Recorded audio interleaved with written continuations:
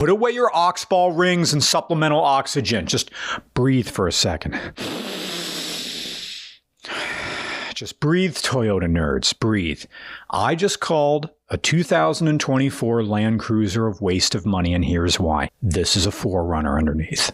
Same engine, same platform, same size. Look, same every day. Slackers ban, obscure reference, get with it, listen to more ska. Americans and Canadians can't get the full-size Land Cruisers anymore. The J200, that's the last previous full-size Land Cruiser we ever got. That existed from 2008 to 2021. After that, they made the J300. Do Americans and Canadians get it? No, get rocked. If we want to buy the legit Land Cruiser, we have to buy it as a Lexus, the LX 600. On the low end, they're $94,000, and on the high end, they're $135,000. Just open your behymen, bite down on your backpack straps. Financing is going in dry. We're Toyota of America. Just eat it. The only thing we get that says Land Cruiser on it right now, at the end of 2025, is the Land Cruiser Prado. That's what this is called in other markets outside of North America. This episode of Regular Car Reviews is sponsored by LazFit. LazFit are heavy-duty floor mats, laser cut and designed for the perfect fit. LazFit uses 3D scanning technology to capture every corner and crevice so it fits in your footwells perfectly, edge to edge. And they offer more coverage than the OEM mats. You can see we're putting floor mats into a Mustang Mach-E. Ford is okay with their floor mats, but you can see that they designed their rear mats as 3 separate pieces, while the LazFit is one complete piece. That means crumbs and stuff, they're not gonna fit in between and get under the floor mats and leave you with more stuff to clean. And these are made from premium TPE material, super easy to clean. Just take them out, hose them off, dry them off. Me, I like to use a bottle of soapy water, spray bottle there. It gets them perfectly clean. They are neither too rigid like plastic nor too soft like rubber, and they're not gonna turn yellow or brittle or get hard over time. Here's how to get these. Click the link in the description and use code AUGD1 to save money on the LazFit website. That's promo code Alpha Uniform Golf Delta 1 to save money on the LazFit website. They're great. I like them. Feel good under your feet. And now, back to a Toyota Land Cruiser. Now, this is still a Land Cruiser. It's just not the one you remember. 2024 Land Cruiser. Brought to you by CGI Vash the Stampede. He's got a 22 now. The interior has less performative masculinity than a 4Runner, less rigid edges on things that look like Piccadilly rails, and I love mispronouncing tactical accessories. It makes the alpha-brained boys crazy. I call red dot sights laser sights. K-bars are Rambo knives, and desert boots are forest Uggs. Now, this has a smoother ride than its 4Runner sibling. It has adaptive suspension or something. The suspension is a verse boyfriend who is interested in what you have to say and empties the dishwasher without being told. Its acceleration? Same as the 4Runner. It has the same 2.4-liter turbo 4-cylinder with a hybrid helper motor making 326 horsepower and 465 pound-feet of torque. The difference is the Land Cruiser doesn't make the obnoxious fake engine sounds that the 4Runner does, or if the Land Cruiser is piping in fake sounds, they're slight enough not to notice. It also has the same bottle jack as the 4Runner. You're never going to touch it because 1, you paid for the Land Cruiser name, which means you also paid for AAA, and 2, bottle jacks are the automotive equivalent of the yodeling game from The Price is Right. That music gave 2 generations anxiety. The gap between a Jeep Cherokee and a Land Cruiser is so great that Tom Paris couldn't cross it at warp factor 10. But the gap between a Land Cruiser and a 4Runner is thinner than a juice bar doorway. I'm not sure why Toyota is dead set as they are on bleeding their reputation. It's not enough that you have them getting rid of the full-size spares so you sign up for roadside assistance, or that the twin turbos in Toyota Tundras and Lexus GX series are exploding. No, we have a car that is, at best, a lateral move, and at worst, an active downgrade from the car that preceded it. From a company that should be better than this. because Toyota's solution to mechanical inconsistency is to try and budget their way through it. In every respect, this is reheating the 4Runner's nachos. It shares the TNGA-F platform and wheelbase with the 4Runner. It has the iForce Max hybrid powertrain, and it has the same ethically ambiguous lesbian with a Wegmans reward car vibes as the 4Runner, but in nearly every respect, this is inferior to the 4Runner. This doesn't have a non-hybrid option. The 4Runner does. The Land Cruiser has 8.7 inches of ground clearance. The 4Runner has 9.2. The Land Cruiser tops out at 5 passengers, but the 4Runner offers an optional third row. And of course, the starting base price is higher than the 4Runner, despite offering less. Yet, even with less, it's a well-built car.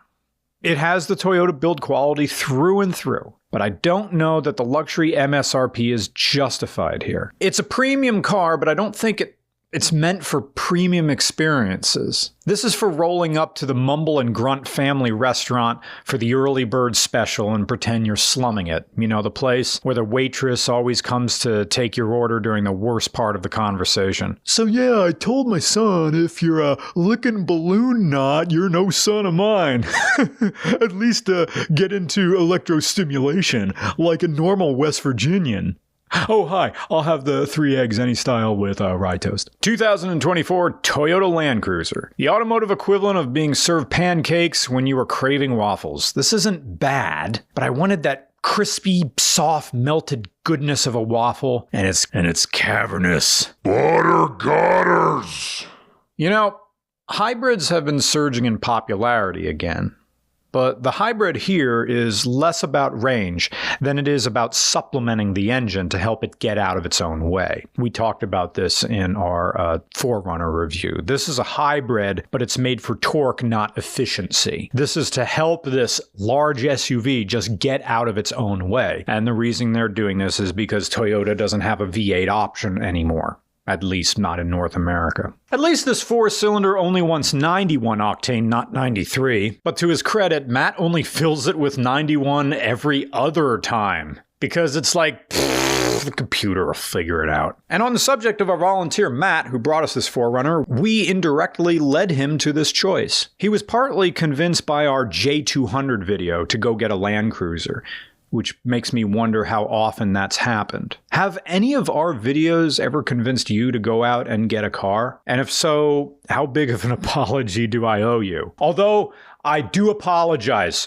for, and people have, this is me stroking my own ego. How about I touch my balls while I say this? There were people, bigger YouTubers than us, who have said, you guys, RCR has single-handedly driven up the prices of the Honda Accord 6MT because I just gave it a glowing review from beginning to end and proving how that's one of the most wonderful cars you can buy. And people are like, oh my God, now I can't get them because everybody knows about the secret sleeper. Anyway, this Land Cruiser is like The Empire Strikes Back. Its reputation is likely to grow over time, despite being poorly received in its own time. In that sense, maybe it's better to compare this to the prequels. But even now, I don't think the Star Wars prequels are necessarily beloved.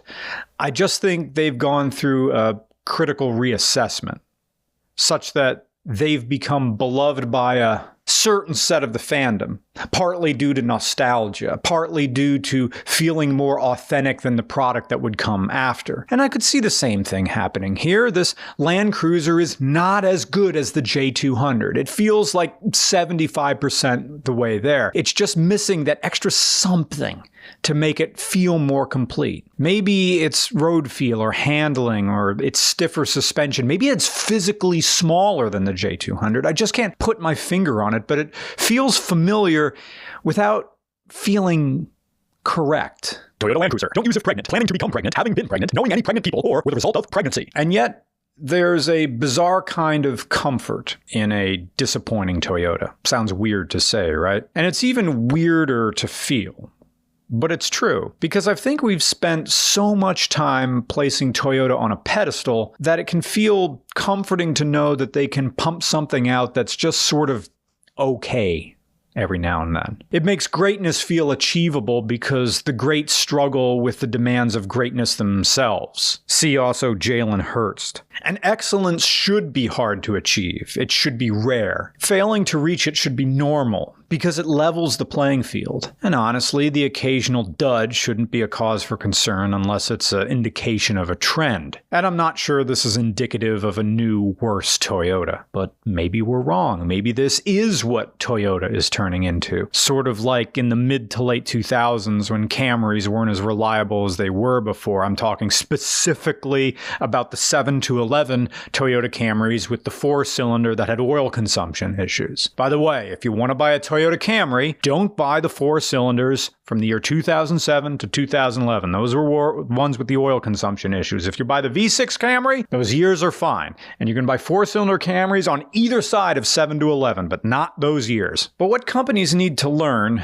and it is a lesson I think they're resistant to ever learning, is that they aren't owed the benefit of the doubt, no matter how many good cars they've made before. They have to have consistency. They have to continuously earn it, again and again and again. And earning the benefit of the doubt means that you don't make the same car you already made before, but worse. I get that every automotive brand is going through it right now in 2025. And everybody needs to cut costs and fatten their margins. That's why the only full-size Land Cruiser we're allowed to buy in the US and Canada is the LX600, because that's where the margin is.